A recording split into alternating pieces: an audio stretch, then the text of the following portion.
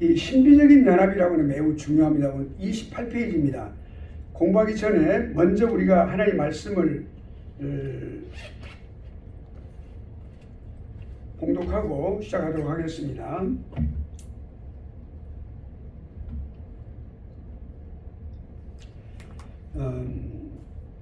오늘 본문 말씀은 요엘서 2장의 말씀입니다. 여러분 잘 적어 놓으세요.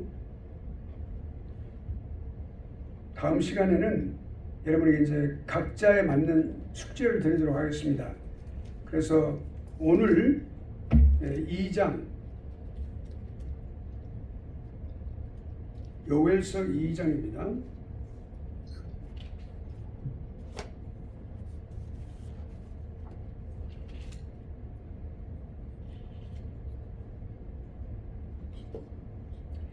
(28절) 이하의 말씀, 32절까지 말씀입니다.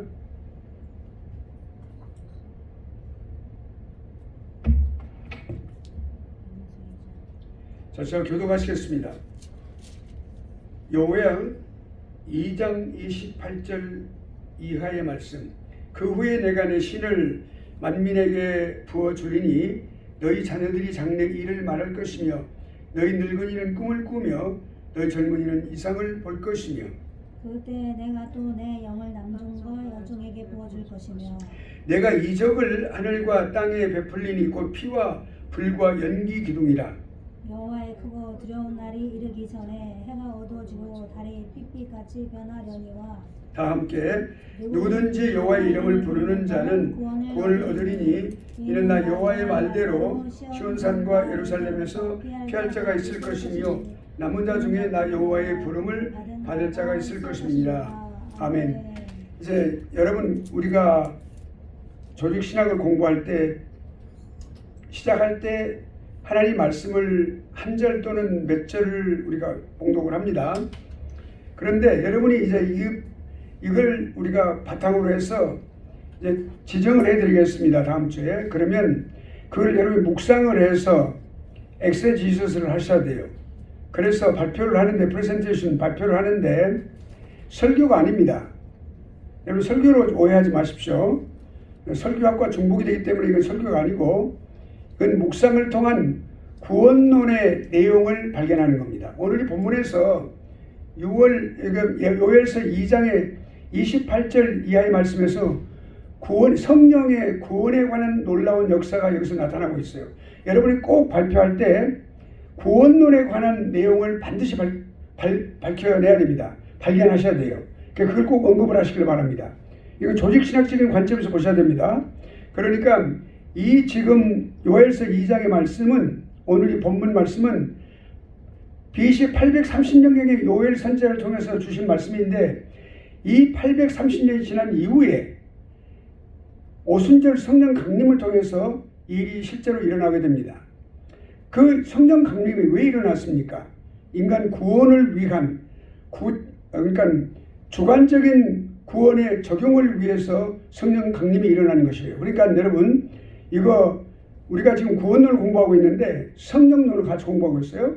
그래서 거기서 이 기독교 조직신학적인 관점에서 구원론적인 관점에서 분명하게 여러분 언급을 해야 됩니다. 단순한 설교가 아니고 조직신학적인 관점에서 그걸 묵상하고 발견하시기 바랍니다. 그러니까 이거 오늘 본문 들에서요. 이거 읽고 묵상을 많이 하시길 바랍니다.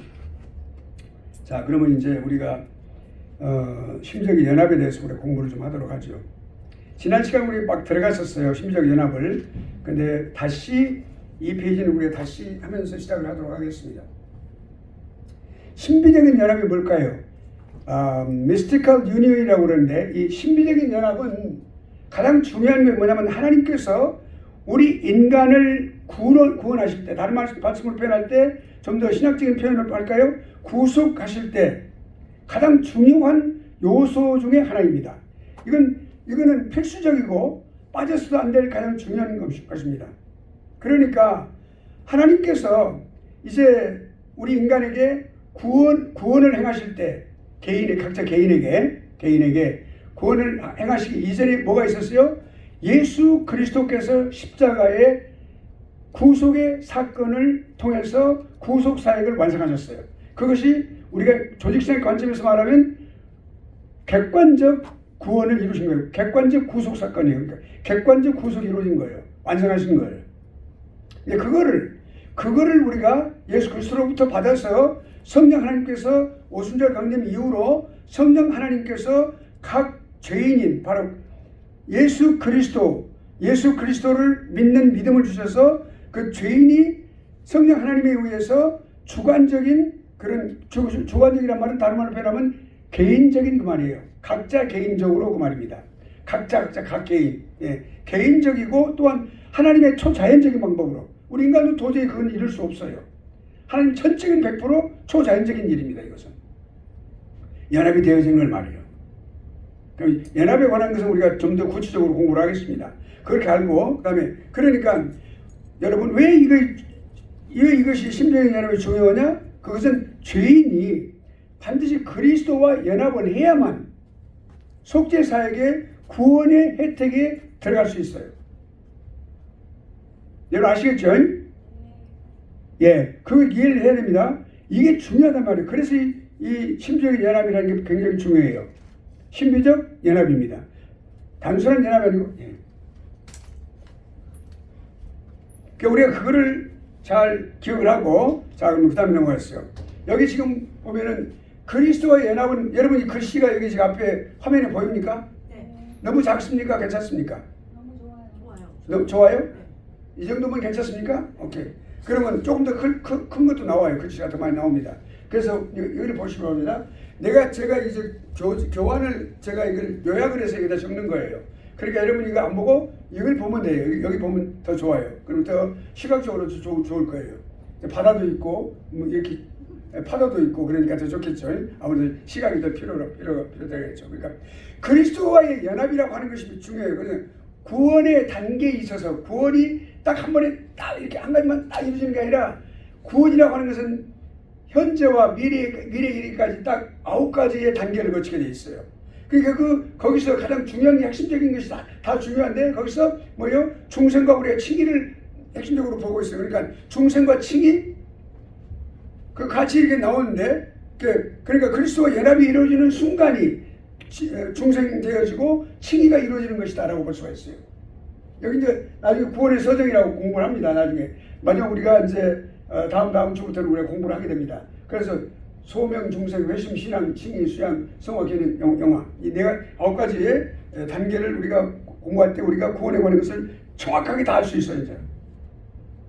그러니까 그렇게 우리가 알고 그 다음에 들어가 보겠어요. 자, 그럼 우리가 생각해 봅시다. 원래 우리는 어떤 사람이었어요? 원래 우리는 어떤 사람이냐면 워낙 밖에 있었어요. 그러니까 예수 그리스도 밖에 있어요. 예수 그리스도 믿지 않은 사람은 어느 누구도 지금 우리가 예수 그리스도 안에 있지만 원래는 우리가 그리스도 밖에 있었어요. 그렇죠? 그리스도 밖에 있었어요. 그러니까 워낙 밖에 있었다고 볼 수 있는 거예요.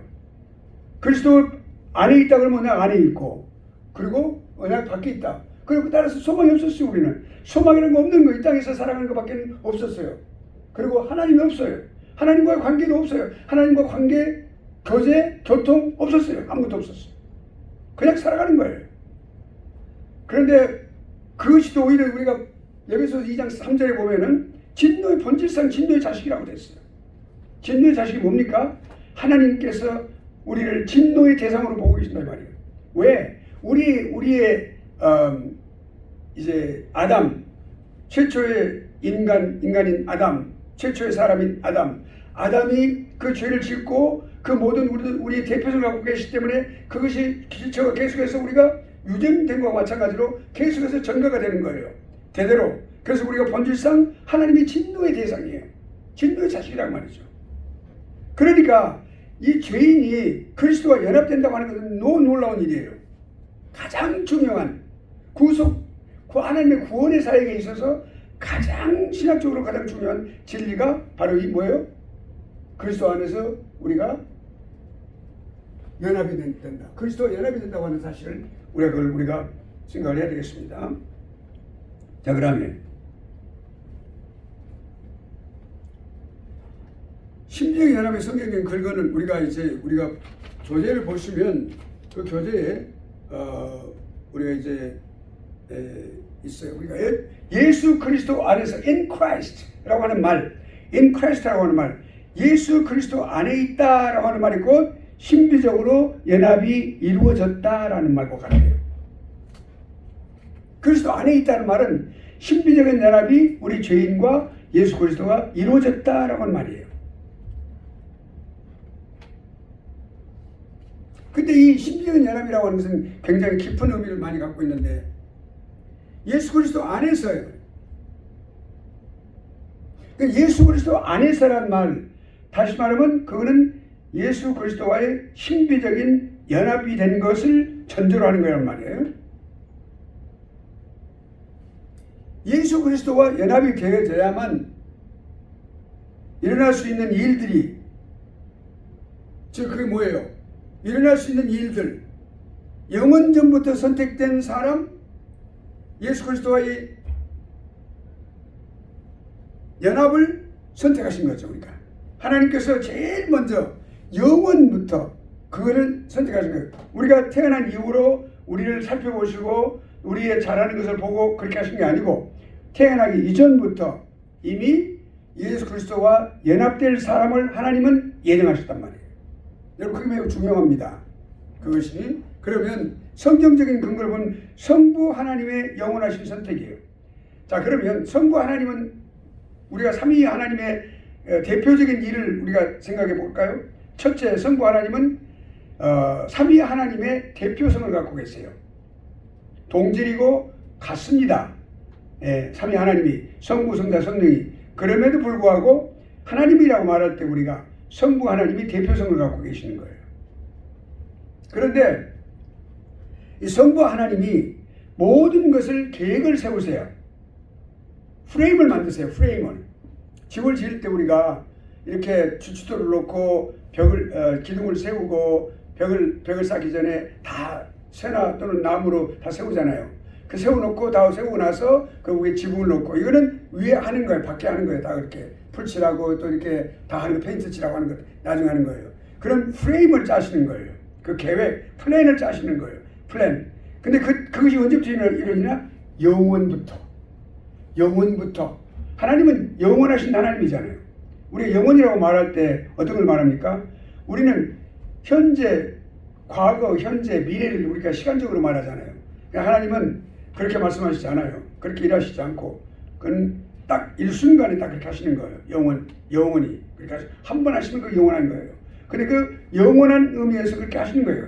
영원해. 우리가 이렇게 세상이 창세 이전부터 말이죠. 영원한 선택을 하셨어요. 처음에. 이 신비적인 연합이 이루어질 수 있도록 선택을 하신 거예요. 그 다음에 그리스도의 죽으심과 부활과 승천. 예수 그리스도가 죽으시고 부활하시고 승천하신 거예요.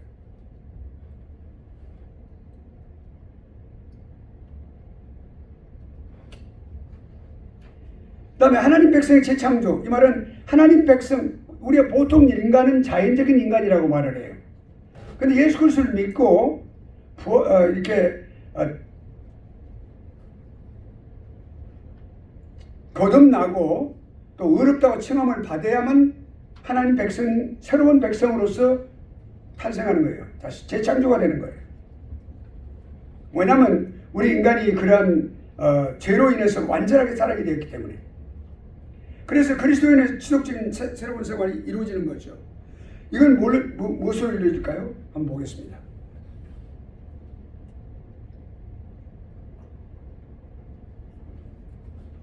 지속적인 생활, 좀 더 구체적으로 한번 생각해 볼까요?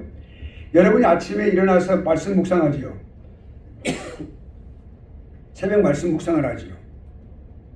또 낮에 그 말씀 묵상한 것을 늘 되새김하지요. 또 성경을 읽지요. 저녁에 또 말씀 묵상을 하고 사지요. 그 말씀을 또한 묵상한 뿐만 아니라 그 말씀을 적용해서 살지요. 그러니까 매일매일의 생활 속에서 하나님의 말씀으로 새로운 생활을 하게 되는 거예요. 내 인간의 어떤 습관적인 삶을 사는 것이 아니고 그렇게 살아가는 것을 의미합니다. 그 다음에 그리스도인의 죽음이에요. 그리스도의 죽음은 보통 인간의 죽음과 다릅니다. 모든 사람은 다 죽습니다. 그리스도인도 죽습니다. 그러나 그리스도인의 죽음은 특별한 의미가 있어요. 왜냐하면 그것은 다가올 세상의 시작이거든요. 그렇죠? 예. 내세의 시작입니다. 그리고 그리스도인의 부활과 영화, 예수 그리스도께서 죽으셨기 때문에 그 죽으신 부활을 모델로 삼는 거예요. 예수 그리스도께서 부활하시고 이제 죽으시고 부활하신 것은 우리 그리스도인들도 죽지만 부활한다고 하는 사실을 먼저 보여주시는 거예요. 우리도 주님과 같이 부활하는 거예요. 그걸 우리는 의인의 부활이라 그렇게 말합니다. 의인의 부활. 이런 성경적인 어떤 근거를 심리적인 연합은 갖고 있습니다. 그러면 특성을 한번 봅시다. 심리적인 특성은 어떤 것일까요? 자, 첫째는 중요합니다. 여기 예수 그리스도와 택함을 받은 사람, 그게 언약적인 연합이 있어요. 언약적으로 연합이 되어 있다는 걸 말합니다. 자, 구속 언약 안에서. 자, 우리가 공부를 했어요. 자, 우리가 이제 봅시다. 우리가 은혜 언약을 우리가 공부를 할 때, 언약을 공부할 때 공부를 했지 뭐입니까? 맨 처음에 성부 하나님과 성자 하나님, 이 삼위 하나님의 사이에 있었던 그 언약을 뭐라고 그래요? 구속 언약이라고 그러죠. 저 하늘나라에서 이 세상의 창세기, 그러니까 창조되기 이전에 이미 하나님께서 성부 하나님, 성자 하나님 두 분 사이에, 두 위 사이에 언약이 있었어요. 그걸 구속 언약이라고 그래요. 모든 언약의 근본이 바로 이 구속 언약입니다. 그 구속 언약 그 안에서 이루어진 거예요. 이렇게 언약적인 연합이 벌써 그때 이미 우리 연합은, 예수 그리스도와 연합은 이미 그때 약속이 되어 있었어요. 언약이 되어 있었어요. 그러니까 어떤 걸 그 언약 속에서, 그 구속 언약에서 어떤 임무가 부여받았죠? 첫째, 선택을 받은 사람들의 머리가 되시는 거예요. 예수님께서 머리가 되시는 거예요. 이건 이미 예수님 오셔서 그렇게 된 게 아니고 이미 영원부터 그렇게 되었단 말이에요. 그렇게 그 언약, 구속 언약 안에서 그렇게 된 거예요. 아버지 하나님과 아들 하나님, 성자 하나님 사이에서 그렇게 언약이 이루어져 있어요. 그러니까 머리와 보증이 되시는 거예요. 보증이라는 것은 구원의 보증. 그것은 택함을 받은 사람들 안에서, 모든 사람들이 아니고 택자들의 안에서만 그런 거예요. 그 다음에 죄의 형벌 대신 징벌을 주님께서 대신 받으신다고 하는 사실이에요.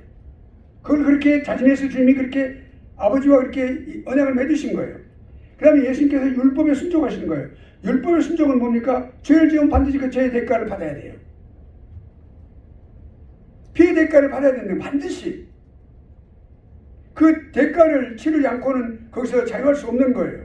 율법이 그렇게 돼 있어요. 예. 그 다음에 영생, 예수 그리스도를 믿도록 그렇게 택함을 받은 사람들은 반드시 영생을 얻게 된다는 분명한 그거를 우리가 임무를 예수 그리스도에게 주셨어요.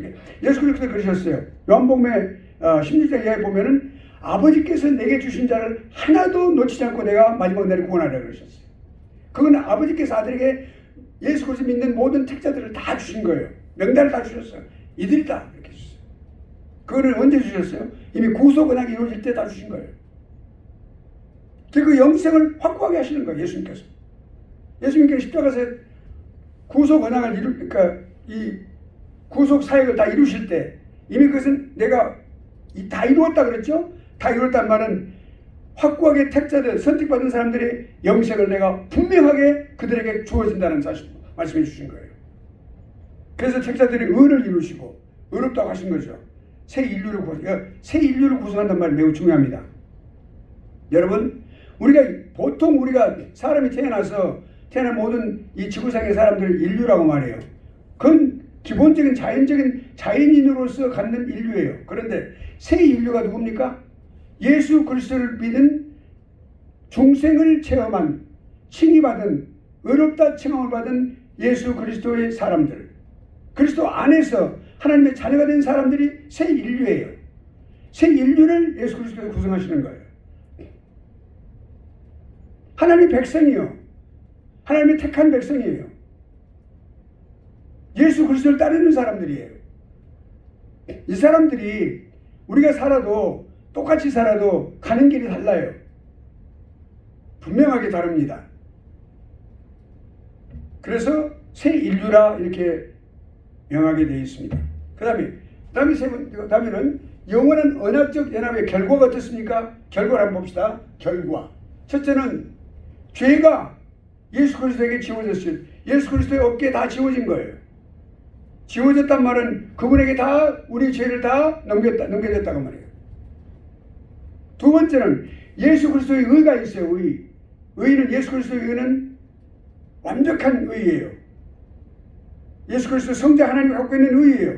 그 의가 택함을 받은 백성에게 전가가 됐어요. 그러니까 우리를 하나님께서 예수 그리스도 믿으면 그 예수 그리스도의 의가 믿는 사람에게 전가가 되기 때문에 하나님께서 그 죄인이지만 용서받음으로써 그를 의롭다 말씀하시는 거예요. 예수 그리스도 때문에. 이해하시겠죠? 네. 그러니까 이것이 뭐예요? 이 말을 뭐라고 말하냐면 영원으로부터 칭이라 이렇게 말한 거예요. 영원부터 의롭다고 이미 다 그렇게 다 예정이 돼 있어요. 그렇게 돼 있는 거예요. 한 사람 한 사람에게 예수 그리스도 믿는 순간순간은 다 달라요. 50살이 된 사람, 그 다음에 태어난 사람, 뭐 여러 가지 날짜는 다 틀리겠죠. 예수 그리스도를 믿는 그 순간에 이미 그 옛날 영원부터 칭이 된 그것이 첫째로 믿음에 의한 칭이 이신칭의 영원한 기초가 된 거예요. 그러니까 언제부터요? 영원부터 시작한 그 언약적인 연합, 그 이미 선포가 되어 있거든요. 이미 아버지 하나님과 아들 하나님 사이에 이미 언약이 체결되어 있어요. 그때 이미 되어 있는 거예요. 그게. 이것이 이 사람이 개인적으로 믿음을 갖게 되고 그 믿음으로 예수 그리스도를 영접할 때 바로 그 칭이라고 어렵다 칭을 받는데 그것이 기초가 되는 거예요. 그러니까 무조건 칭이 어렵다 그렇게 하신 게 아니라 두 번째는 이 영원으로부터 칭의가 어떤 걸 주냐면 모든 영적인 복, 영생을 받을 근거가 되는 거예요. 그러니까 여러분 우리 구원이라고 하는 것은 그냥 단순한 구원이 아니고 이것이 아주 영원부터 예정되어졌던 하나님의 그 아버지 하나님의 계획에 의해서 그러니까 생명책에 기록이 되고 그래서 거기에 계획되어져 있던 거기에 들어가 있던 그런 내용의 말씀이라는 사실 우리는 알 수가 있어요. 그래서 우리가 개인적으로 예수 그리스도를 영접한다는 사실은 그냥 단순히 영접하는 것이 아니라 이미 하나님으로부터 예정하심을 받은 사람으로서 그렇게 됐다는 사실이에요. 그다음 두 번째는 이 뭡니까? 이 생명의 연합의 특징이 뭐예요? 이 이론적인 생명의 연합이에요. 이 신비의 연합이라는 것은 첫째는 우리가 첫 아담은 누구예요? 우리 인류의 조상이에요. 언약이 있었어요. 그 언약이 있는데 먹지 마라. 그러면 너희가 먹지 마라. 만일 먹는 날에 너희가 죽으리라 하는 그런 행위 언약이라고 그래요. 그것을 구속 언약은 아버지 하나님과 아들 하나님 그리고 인간이 이제 창조가 되었을 때 아담에게 주신 언약이 행위 언약이에요. 그 언약이 그와 후손 사이의 언약적 연합. 그러니까 누구의 언약이에요? 그러니까 아담과 우리들 바로 후손들 다짐과 언약적인 연합이고 자연적인 연합이고 유기적인 연합이란 말은 생명으로 이어져가는 연합이라고 말입니다. 아버지와 우리 부모님과 자녀들은 생명의 연합이에요. 네. 그래서 생명적 유대를 통해 가지고 생명적으로 아버지, 어머니 그리고 자녀들 또 손주 이렇게 내려가죠. 그래서 생명이 계속해서 유대를 통해서 내려가는 거예요. 그 행위 언약이 시행될 때 모두에게 유기적으로 전해지도록 한 거예요. 네, 우리 유전하는 것처럼 두 번째로는 그러면 첫 번째 아담은 그렇게 되어 있고 두 번째는 구속의 언약의 대표가 누구예요? 예수님이십니다. 마지막 아담이세요. 그리스도예요. 그러면 그리스도께서는 자신과 연합된 영적 유기체의 대표가 되는 거예요. 다시 말하면 뭐냐면 영적 유기체, 영적인 생명체예요. 영적으로 이렇게 하나 된 생명체를 말할 때 영적 유기체라고 말해요. 대표예요, 대표. 예수님께서. 예수 그리스도 자신과 연합된 사람들이에요. 교회는. 교회는 예수 그리스도가 머리가 되시고 우리 인간은 우리 교회 지체들은 몸이 되는 거죠.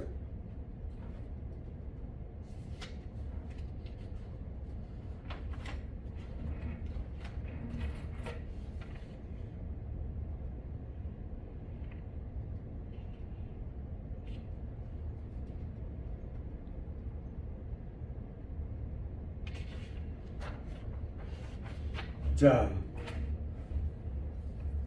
그러면 여기 봅시다. 이제 이론적으로 성립된 생명의 연합, 이론적 생명의 연합, 아담과 우리 그리고 또 예수 그리스도 대표성을 말할 때, 그렇게 해서 그렇게 되었습니다. 그런데 여기서 우리가 생각해 볼 수 있는 것은 뭐냐면 새로운 인류다 이렇게 우리가 말할 수 있고요.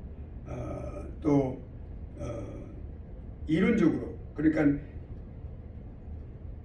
연합이 되어 있기 때문에 자연적이고 또 언약적이고 유기적으로 생명으로 연결이 되어 있기 때문에 그렇습니다.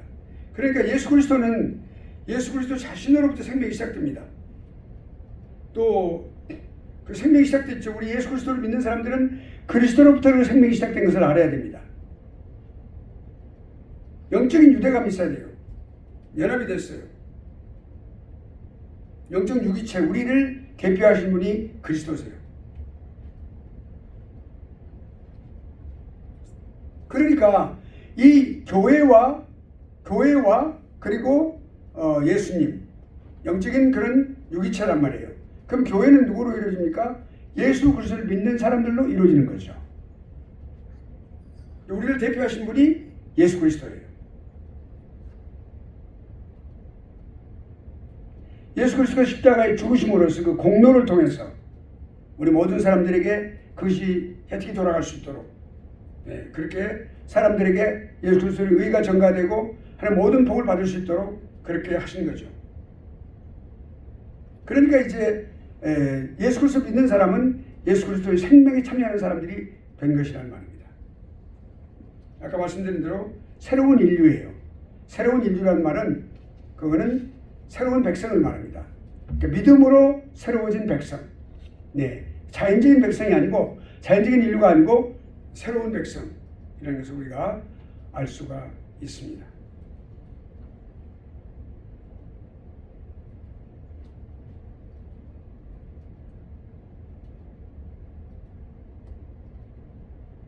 새로운 인류라고 말할 때 우리가 이제 히브리서 2장 13절 한번 찾아볼까요? 히브리서 2장 13절.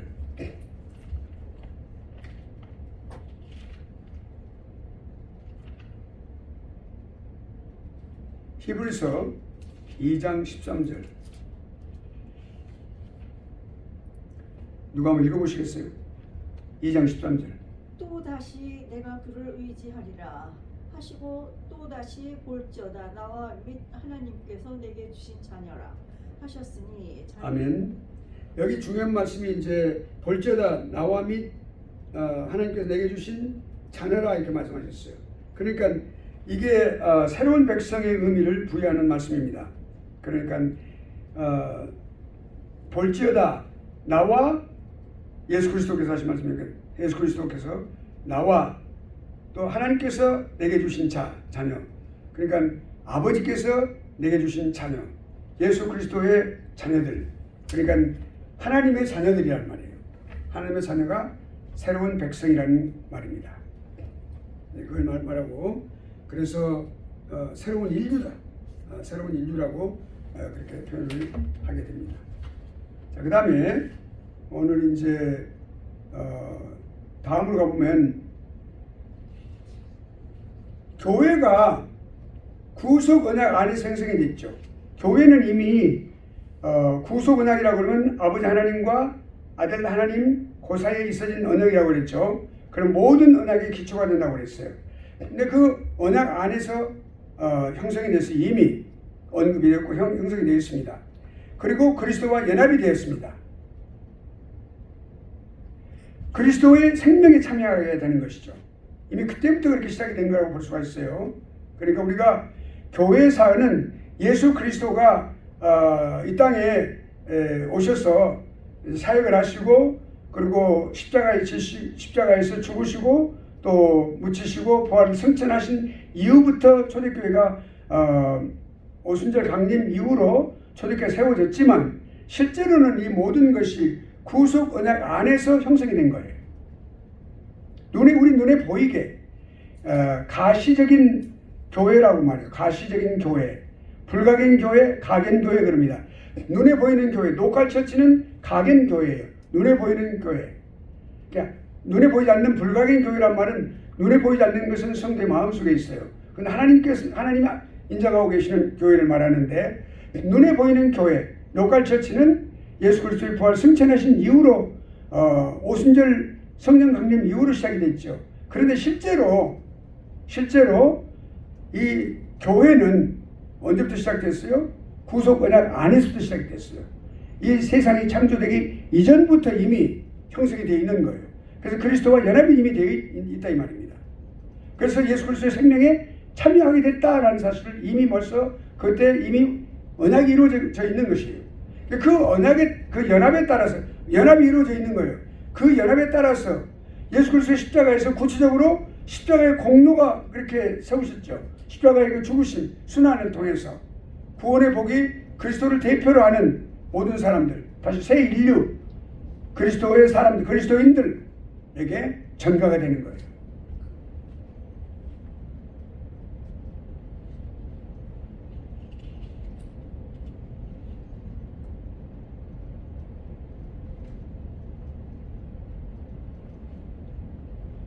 자, 그러면 세 번째로 봅시다. 그리스도 안에서 실현된 생명의 연합, 그리스도 안에서 실현이 되는 그런 생명의 연합, 이것을 객관적인 실현이라고 말합니다. 객관적 구속이라고 말하기도 하고 이걸 객관적 실현이라고 말해요. 지금 실현된 상태를 말할 때 연합이, 생명의 연합이 언제 됐어요? 그리스도 안에서 실현된다 이 말이죠.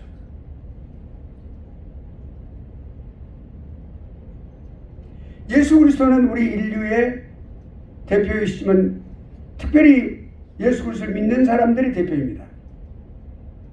아담이 인류의 대표가 되지요. 첫째 아담, 둘째 아담인 예수 그리스도께서는 믿는 자들의 대표가 됐어요. 머리가 되십니다.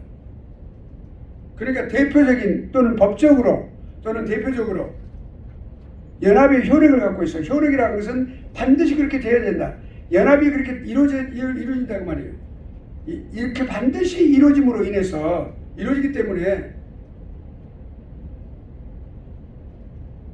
그리고 예수 그리스도께서 반드시 그 백성을 위하여 백성의 죄를 대신하여 지시고 죽으시고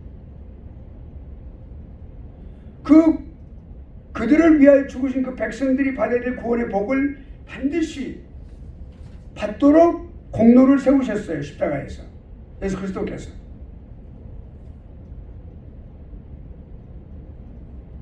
그러니까 예수 그리스도의 자녀들은 누굽니까? 그리스도의 자녀들은 누굽니까? 그리스도의 몸과 피, 찢겨진 몸, 그리고 흘리신 보혈, 그 보혈에 참여한 사람들이 되었죠. 예수 그리스도께서 그러니까 십자가에 죽으시기 위해서 어떻게 해요? 육체의 모습을 하고 오셨어요. 육체를 취하셨다 이 말이에요. 그 이유가 거기 있는 거예요. 왜 예수님께서 왜 성육신 하셔야 되는가? 그것은 택한 백성들을 위하여 대신 십자가에 지시고 죽으셔야 하니까, 반드시 죽으셔야 하니까 인간의 몸을 입고 오셔야 된단 말이에요. 그래서 이 택함을 받은 백성들이 그 피와 그 살에 참여하게 되는 거예요. 우리가 참 놀라워요. 이 모든 것들이 다 연결이 되는 거예요. 우리가 성례를 하죠. 성찬 예식을 할 때에도 예수 그리스도의 피와 몸, 이건 내 몸이니라 말씀하시고, 이건 너희를 위하여 흘리는 바다 피라고 말씀하셨어요. 새 언약의 피라고 말씀하셨는데, 그 모든 것들이 예수 그리스도의 십자가의 구속 사건과 관련되는데, 십자가의 순환과 관련되죠. 예수 그리스도가 육체를 입으셨기 때문에 그게 가능한 것이었어요.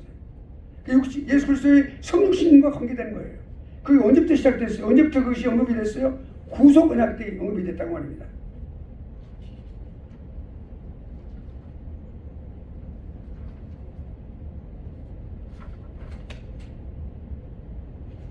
그러니까 예수 그리스도께서 이 땅에 오셔서 그 십자가상에서 내가 다 이루었다라고 말씀하신, 내가 목마르다고 말씀하신 만큼, 요한복음 19장에 있는 말씀과 같이 내가 목마르다고 하는 것은 정말로 목이 마른, 엄청난 목이 마른, 그 목이 말라가는, 몸 자체가 말라가는 피가 점점 쏟아짐으로 그런 것을 느끼시면서 완전히 메마르게 돌아가셨어요.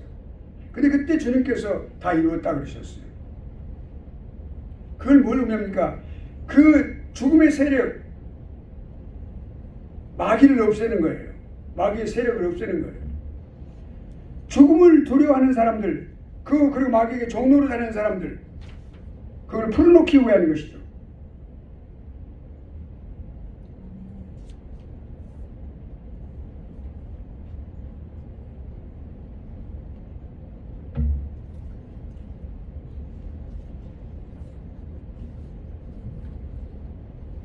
그러니까 이제 우리가 예수 그리스도를 믿는 사람들은 그리스도에게 속해 있어요.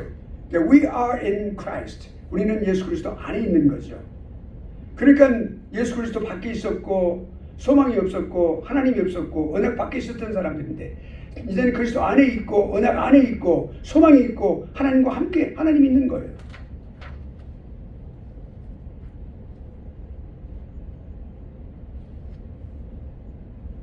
그러니까 이 모든 그러니까 예수를 믿는 사람들이 모여서 로컬 처치를 이루죠. 그 교회가 로컬 처치, 교회가 예수 그리스도의 머리에 속해 있다는 사실이에요. 예. 그러니까 객관적으로 보면 교회도 예수 그리스도와 함께 십자가에 못 박혔어요. 우리 개개인이 예수 그리스도와 함께 십자가에 못 박혔어요. 죽었어요. 예. 그래서 함께 죽었다 그랬어요. 예. 그리고 죽음으로 끝난 것이 아니고 그리스도께서 살아나신 것처럼 우리 또한 부활하게 됩니다. 사실은 부활했다고 봐야 돼요.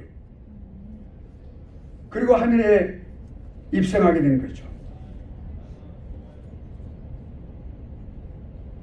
이것이 그리스도와 함께 연합된 사람들이 갖는 그런 행보예요. 예수 그리스도와 함께 가는, 그러니까 그리스도와 연합된 교회가 하는 일이에요. 그것이 객관적 실현이에요. 객관적으로 이렇게 이루어지는 거예요.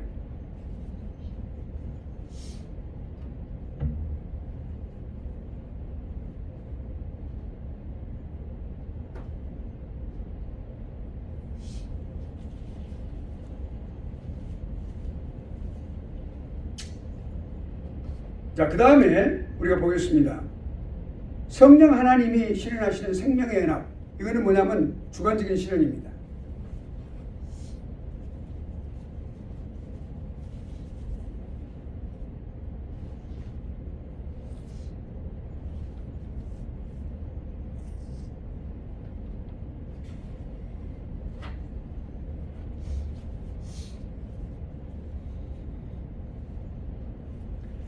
자, 그리스도와의 연합이라는 건 뭐냐면 영적인 연합입니다.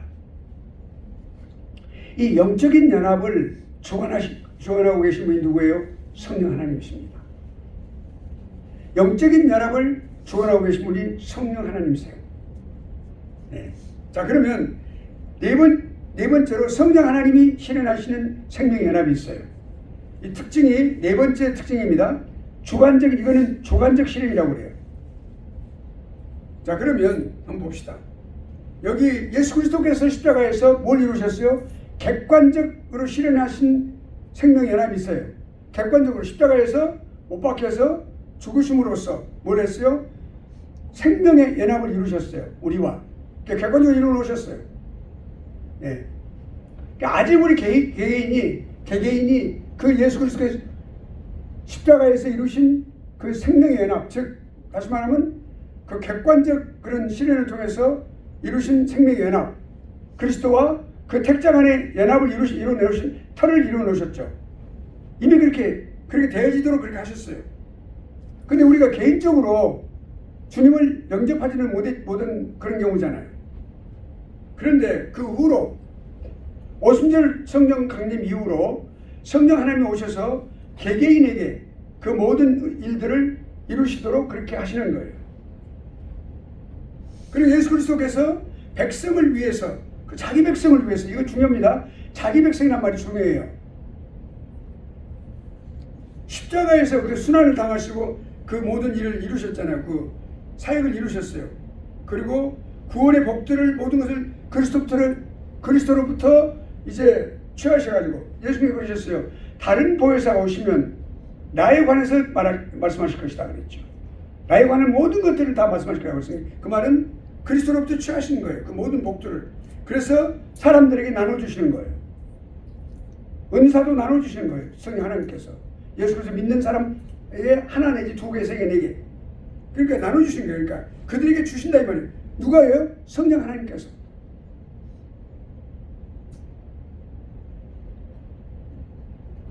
그러니까 하나님의 사역을 통해서 그런 받는 이 모든 복들, 구원의 복, 영생이라든지 또는 칭의의 복이라든지 또는 중생의 복이라든지 이런 다 은혜예요. 그 복이에요. 이런 것들을 다 받아 누리도록 그렇게 성령 하나님이 하시는 거예요.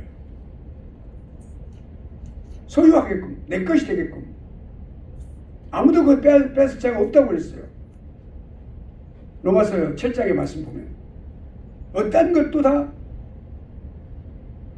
그리스도 안에 있는 하나님의 사랑에서 끊을 수 없는 이라 그랬죠. 그 끊을 수 없는 것들을 그렇게 소유하게 하시는 거예요. 우리가 갖고 있는 건 소유는 절대로 끊을 수가 없어요. 우리 교회를 보면은 교회가 세워지잖아요. 그럼 거기서 성령 하나님의 사역을 우리는 다 볼 수 있어요.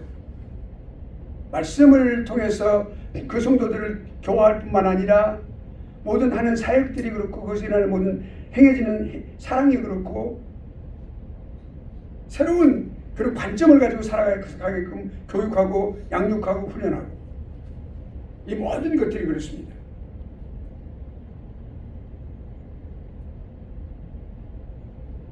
그러니까 예수 그리스도와 교회를 볼 때 교회와 그리스도를 본다면 예수 그리스도는 근원이 되시는 거죠.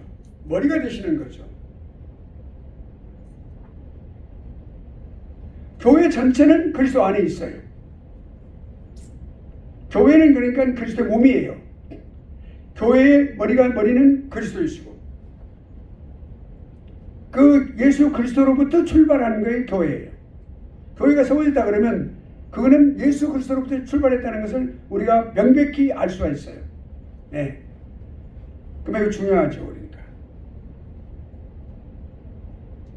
그러면 교회가 전체가 있고 지체들이 있어요.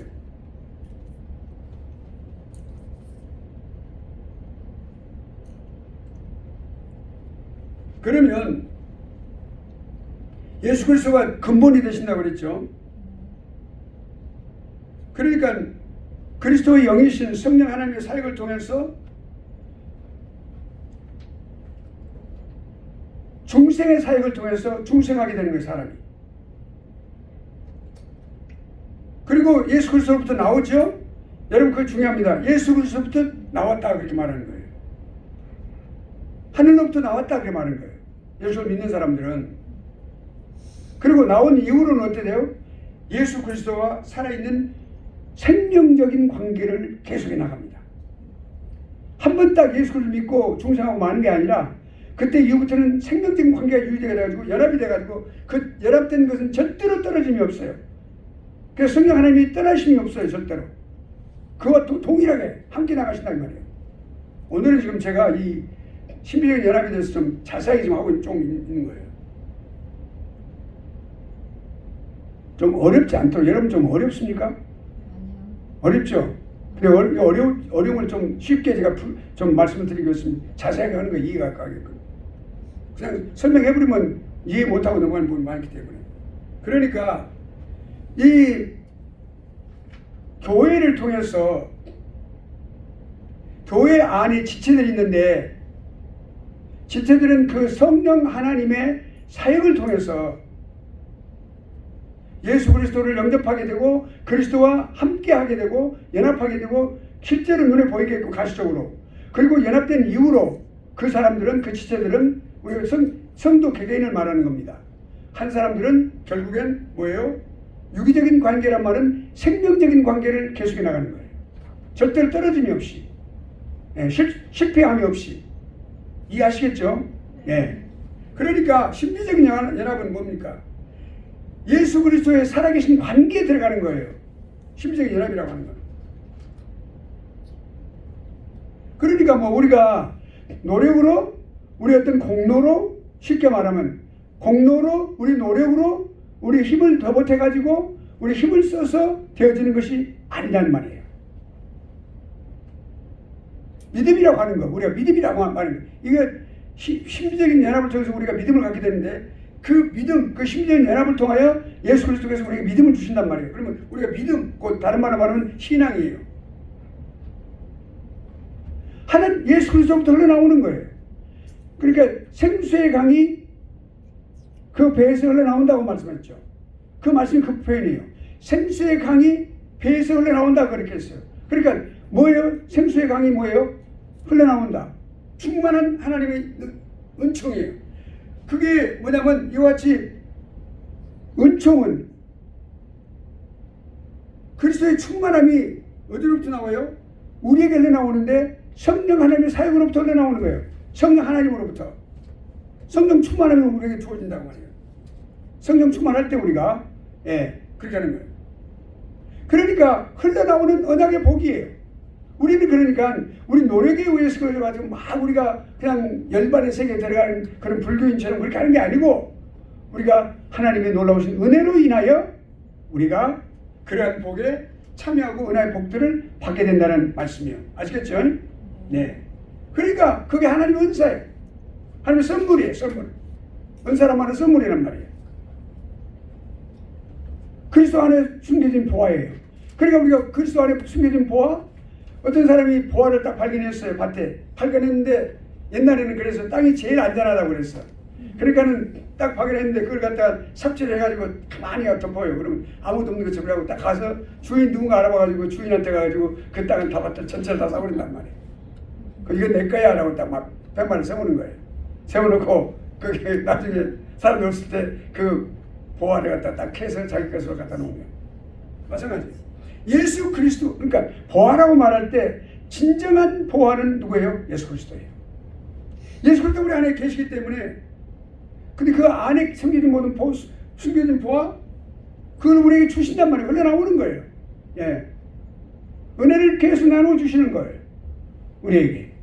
충만한 은혜 가운데서 주님께서 우리에게 주시는 은혜가 늘 흘러나오는 거예요. 그러니까 우리가 말씀 묵상을 하고 매일 그 말씀 속에서 살고 되새기고 그 말씀 안에 사는 사람은 이제 그리스도의 충만한 그 놀라운 숨겨진 보화들을 갖다가 늘 그렇게 받을 줄 믿습니다. 이걸 바로 그거예요. 그러니까 성령 하나님의 사역에 의해서 주관적으로 실현되는 생명의 연합이에요. 이것이. 자, 그렇다면 이제 종합을 해봅시다. 이제 신비적인 연합에 관해서 한번 보세요. 신비적인 연합이 뭡니까? 우리 자신의 어떤 힘과 관련된 어떤 조건 이런 게 아니에요. 우리가 절대로 되어지는 게 아니란 말이에요. 예수 그리스도로부터 나오는 언약의 복이에요. 바로 말씀드린 대로 지금 이제 정리하는 거예요. 하나님의 은사예요. 하나님의 선물이에요. 그리스도 안에 숨겨진 보화인데, 그렇기 때문에 그리스도와 그의 백성 사이에 친밀하고 생명적이고 영적인 그런 모든 연합이라는 사실은 여기 친밀하다고 표현을 했는데 사실은 아주 가장 가까운 거예요. 인티밋이라고 하는 말은 그 사이에 아무것도 없는 걸 말해요. 그 대표적인 모델이 누가 되십니까? 삼위 하나님. 그러니까 성삼위 하나님이에요.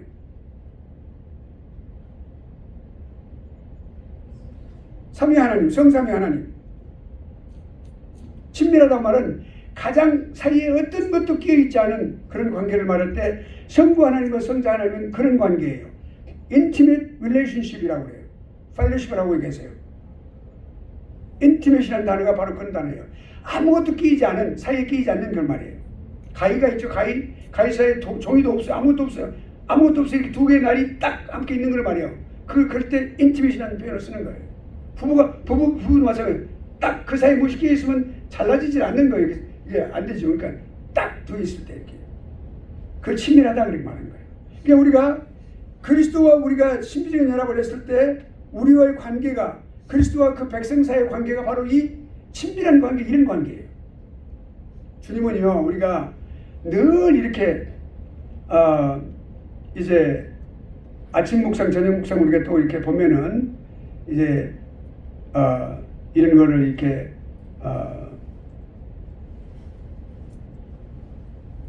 그 말씀 묵상으로부터 시작이 되죠. 하루가. 그 말씀 묵상을 통해서 우리가 보면은 하나님과 우리의 관계를 아주 가까운 관계라는 사실 우리가 알 수가 있어요. 우리가 그걸 알 수가 있어요. 그걸 느낄 수가 있어요. 언제나 그렇죠. 우리가 하나님께서 우리는 전혀 모르고 있었는데 하나님 우리의 모든 것을 다 행하고 계셨다. 우리를 위해서. 그걸 알면 때 우리는 참 놀랍죠. 그것이 하나님과 우리의 관계가 intimate relationship, fellowship에 있기 때문에 그렇다는 것이죠. 그것을 친밀하다 표현하고 있어요. 생명적인 관계예요. 생명적인 관계. vital이라고 해요. 생명적인 관계. 생명적인 관계는 뗄래야 뗄 수 없는 관계죠. 유기적인 관계예요. 생명으로 연합된 관계이기 때문에. 생명이 살아있는 한 그게 뗄 수가 없죠. 근데 예수 그리스도의 생명이 뭐예요? 예수 그리스도는 영생이시잖아요. 뗄 수 없는 거예요. 떼어지지 않는 거예요.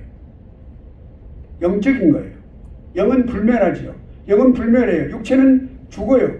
다시 부활하지만 영은 불멸해요. 영은 불멸합니다. 영은 멸망되지 않고 소멸되지 않아요.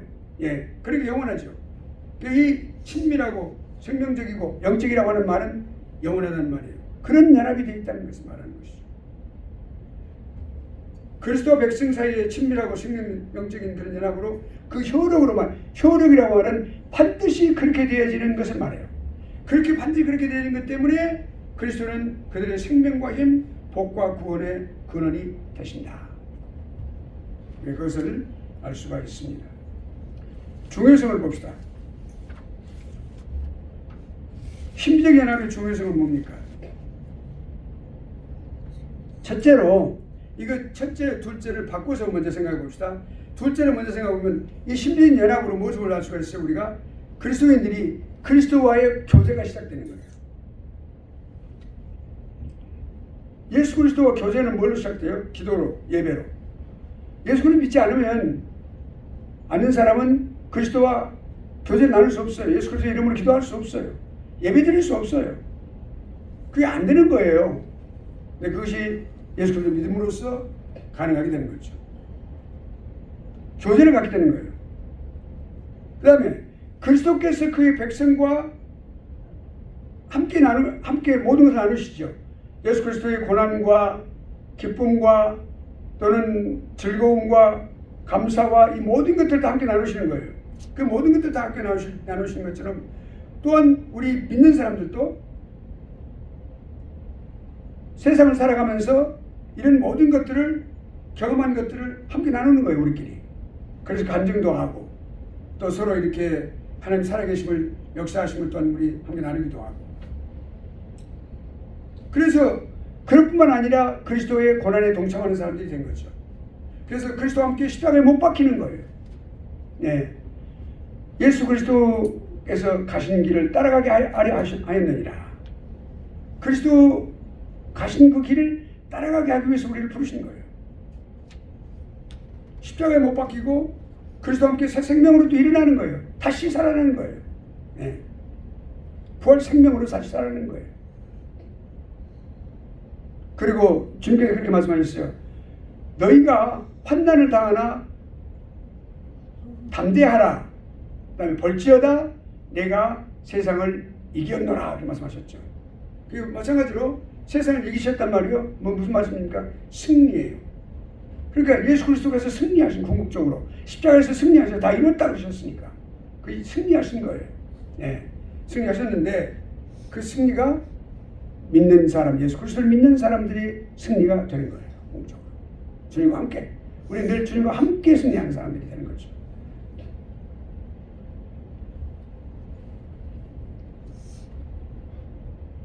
그 다음에 이제 우리가 여기까지 심적 연합에 대해서 우리가 자세하게 좀 공부를 했습니다. 그러니까 이제 두 번째로는 그리스도와의 심리적 연합이 모든 그리스도 영적인 통일이 있어요. 그리스도를 믿는 사람들은 영적으로 통일감을 가지고 있어요. 통일성이 있어요. 이 사람이 이렇고 저 사람 저렇고 어떤 그런 각각 다른 어떤 길을 가는 것이 아니라 동일한 길을 가는 거예요. 성도가 서로 교제할 수 있어요. 통하는 사람들끼리 서로 교제를 할 수 있죠. 그래서 그렇단 말입니다. 그래서 한 성령으로 말미암아 우리가 어째요? 활기를 찾게 되는 거죠. 또 같은 사랑으로 체험을 받고 충만하게 사랑으로 덧입고 또 같은 믿음으로 세움을 받고 건축해 나가는 거예요. 또 이 마귀와의 그 영적인 전투에 참여해서 함께 전투하는 거예요. 우리가 이번에 보니까 어디 헌법 법률이 잘못되는 걸 가지고 잘못되는 거 미국 정부가 잘못되는 걸 갖다가 어린아이들 잘못되는 걸 갖다가 서명운동을 많이 했어요. 그리스도인들이 많이 참여했어요. 그리스도인들이 그냥 그게 모른 척하고 살아가는 분도 있지만 거의 대부분이 참여를 많이 했어요. 그 법을 방지하기 위해서 그렇게 전투에 참여하는 거예요. 그렇게 같은 목표를 지향하게 되는 게 그러니까 한 곳을 바라보는 거예요. 다른 곳을 바라보는 것이 아니라 한 곳을 바라보고 가는 거예요. 한 교회를 섬기는 사람들은 다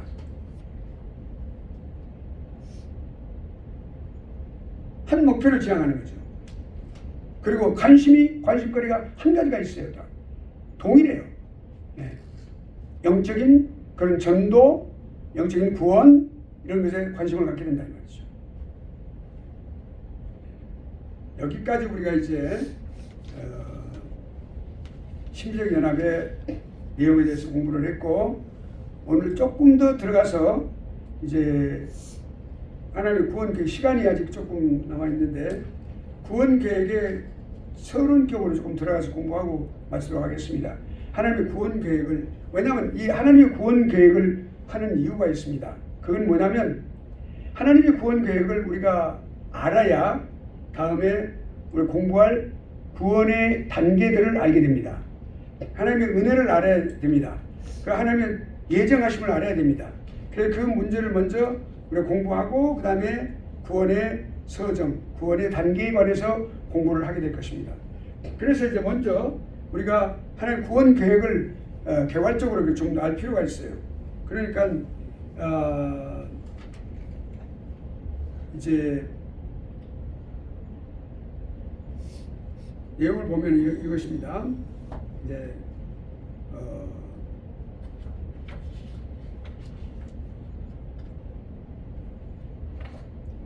성령께서 이제 그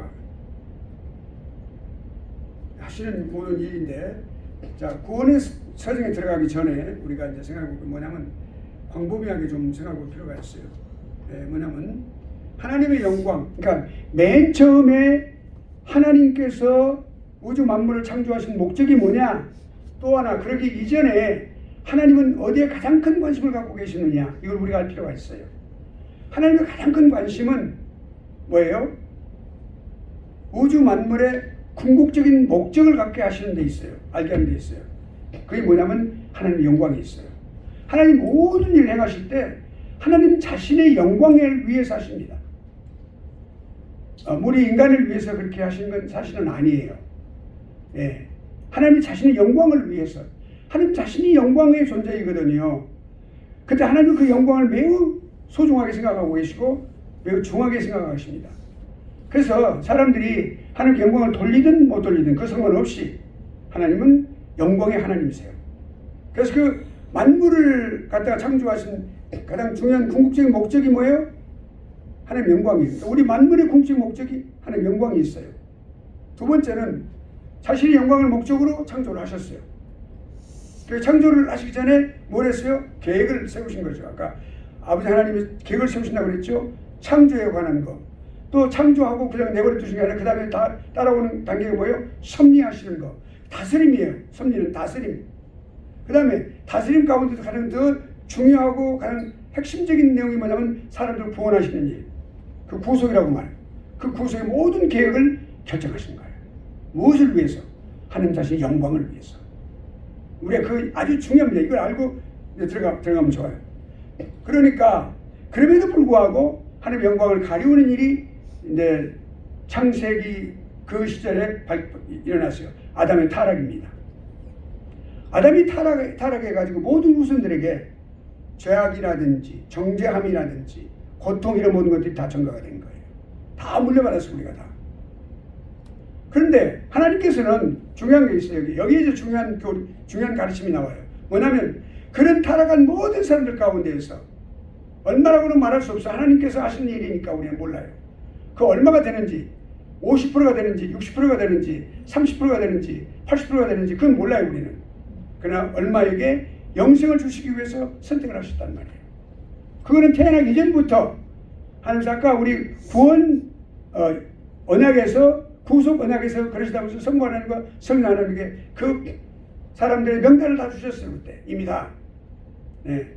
그렇게 선택하셨고 그렇게 하시고 인류의 나머지는 어떻게 된다고요? 죄의 보응을 받도록 버려두시는 거예요. 그걸 육이라고 그래요. 선택과 육이에요. 이거는 매우 사람들이 별로 좋아하지 않는 가르침이에요. 교리예요. 그런데 이거는 명확한 성경적인 교리입니다. 우리 정통신학에서 이것을 가르치고 있어요. 예. 그러니까 우리가 그걸 알아야 돼요. 그러니까 우리가 인류에 얼마는 선택하시고 얼마는 버려두셨다. 그게 하나님의 구원 계획이거든요. 그게 큰 프레임을 갖고 있는 거예요. 그 다음 다섯 번째는 뭐냐면 이 선택을 하셨는데 하나님께 선택을 하셨다 그래요. 근거가 뭐예요? 하나님의 기뻐하심에 따라서 미리서 알고 그렇게 하신 것이 아니라 미리서 예지하시고 미리 알고 그렇게 하신 것이 아니라 하나님 기뻐하심으로 그렇게 하셨다 그 말씀입니다. 그러면 영생을 주시기로 선택된 자들을 위해서 하나님은 독생자를 성육신하게 하셨어요. 그러니까 예수 그리스도 오셔서 성육신하신 것은 누구를 위해서 오셨다? 영생을 주시기로 선택함을 받은 사람들을 위하여. 물론 예수님은 인류 전체를 다 과거와 현재와 미래의 인류 전체를 다 구원할 수 있는 능력의 하나님이십니다. 그러나 반드시 여기 영생을 주시기로 선택함을 받은 사람들만을 위해서 십자가의 순환을 겪게 하신 거죠. 이게 우리의 중요한 가르침이에요. 성경이 가르치고 있는 거예요. 그 다음에 일곱 번째는 독생자 그리스도는 택자들의 공생 구원을 보증하시는 거예요.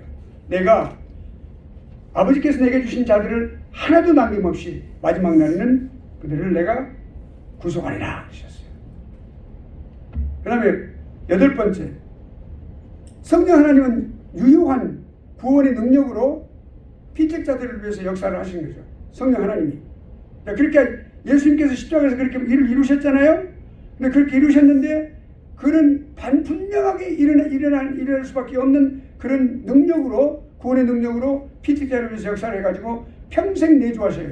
그 사람을 예수 그리스도 믿으면 그 한 사람 안에 들어가십니다. 그래서 한 번도 떠남이 없어요. 성령이 오시면. 그래서 악을 억제하시고 악을 행하지 않도록 억제를 하시는 거예요.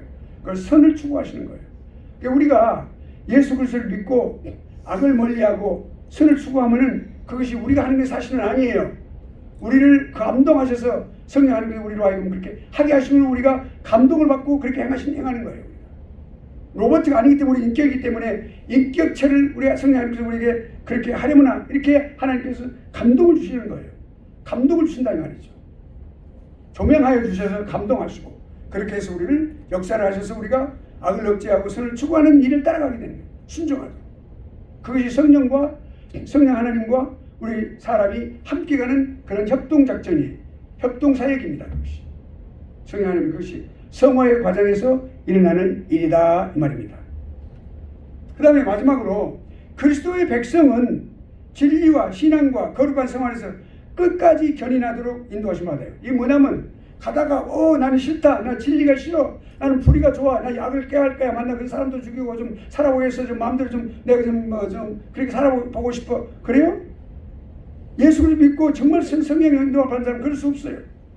믿음을 나 믿음 예수 믿고 싶지 않고 나 믿고 싶을 때는 믿을 거야. 그럴 수 있어요? 아니에요. 믿음은 하나님께 주시는 거예요. 믿음은 절대로 버릴 수가 없는 거예요. 성령 하나님께 주시기 때문에. 거룩한 생활, 나는 좀 난잡해지고 싶어, 난 야해지고 싶어, 난 너 그렇게 내가 그렇게 생활하기 싫어. 그렇게 할 수 있어요? 아니에요. 그런 유익이 오더라도 반드시 그 새가 머리 위에 분비물을 딱 떨어뜨릴 때 그 새가 앉는 것을 손으로 이렇게 치울 수 있듯이 우리가 거룩한 생활을 유지하면서 나갈 수 있는 거예요. 성별된 삶을 사도록 계속해서 또 쓰러진다 하면서 또 일어나고 또 쓰러진다 하면서 일어나고 그러면서 점진적으로 계속해서 성화의 과정을 유지해 나가는 것이요. 그래서 끝까지 견인하도록 죽을 때까지 그 사람이 믿음으로 계속해서 점진적으로 progressively 점진적으로 그게 그 사람이 믿음의 길을 갈 수 있도록 지금 여러분이 또는 어떤 여러분의 주위에 어떤 사람이 지금 이렇게 예수 그리스도를 떠나 있는 사람이 있다고 여러분 주위에 말이죠. 어떤 성도가 그러나 그 사람을 너무 포기하지 마세요. 여러분 낙심이 되는 일이 있습니까? 포기하지 마세요. 절대 포기하지 말고 끝까지 성령 인도하심을 받으시길 바랍니다.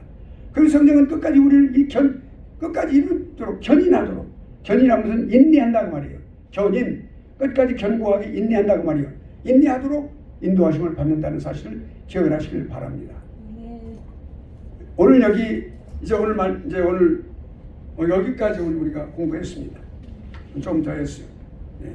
다음 주에는 하나님 일반적 작정부터 우리가 공부를 하게 될 것입니다.